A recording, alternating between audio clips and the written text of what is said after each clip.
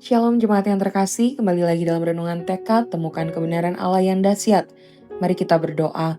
Tuhan, kami datang di hadapan-Mu membawa diri kami dengan segala keberadaan kami. Kami memohon kiranya Engkau yang akan membentuk kami, memberkati kami, menuntun kami melalui kebenaran firman-Mu. Berbicaralah kepada setiap kami ya Tuhan, hanya di dalam nama Tuhan Yesus kami berdoa, amin. Bacaan Alkitab hari ini dari 1 Yohanes pasalnya yang keempat, ayatnya yang ke-8. Siapa yang tidak mengasihi, ia tidak mengenal Allah, sebab Allah adalah kasih. Saudara-saudara, bayangkan kita berada dalam sebuah ruangan. Dalam ruangan itu terpasang lampu yang terlihat masih baru. Ada juga kabel dan saklarnya. Tetapi ketika ditekan, ruangan masih gelap dan tidak ada cahaya yang terpantul keluar. Namun ini bukan tentang lampu. Ini tentang hidup orang percaya yang hadir tetapi tidak memberi dampak.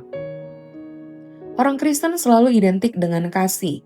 Hal itu mungkin lahir karena dasar dari iman Kristen adalah kasih, atau mungkin karena keselamatan yang kita dapat hanya oleh kasih karunia Allah.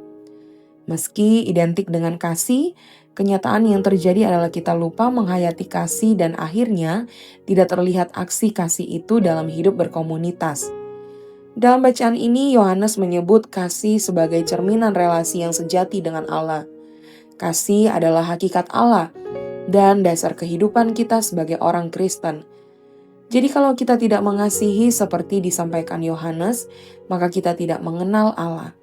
Ketiadaan kasih adalah ketiadaan Allah, dan ketiadaan Allah membuktikan ketidakmampuan kita memahami dan mengerti Allah. Mengasihi orang lain dan mengenal Allah adalah dua hal yang tidak dapat dipisahkan. Hanya melalui kasih kita dapat mengenal firman dan karyanya, dan hanya melalui pengenalan akan Allah kita terdorong untuk dapat mengasihi. Oleh karena itu kita harus aktif mengasihi sama seperti Ia telah lebih dulu mengasihi. Rasul Paulus juga menuliskan dalam Efesus 5 ayat 1-2 demikian.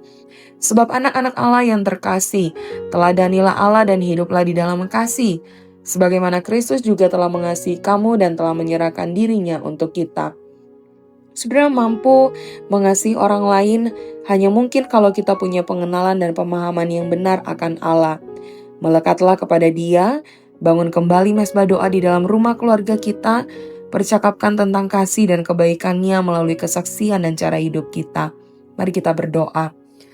Tuhan, Sang Sumber Kasih, kami datang di hadapan-Mu, memohon kiranya Engkau yang akan memampukan kami, untuk kami boleh menyatakan kasih kepada setiap orang, karena kami adalah orang-orang yang telah terlebih dahulu dikasihi oleh-Mu, dan menikmati kasih sayang-Mu.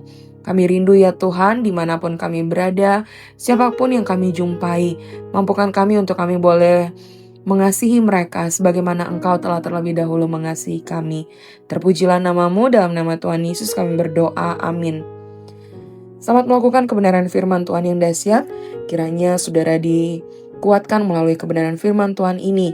Dan jika saudara rindu untuk boleh didukung dalam doa, saudara silakan menuliskan pokok-pokok doa di link yang telah kami sediakan dalam tayangan ini. Tuhan memberkati.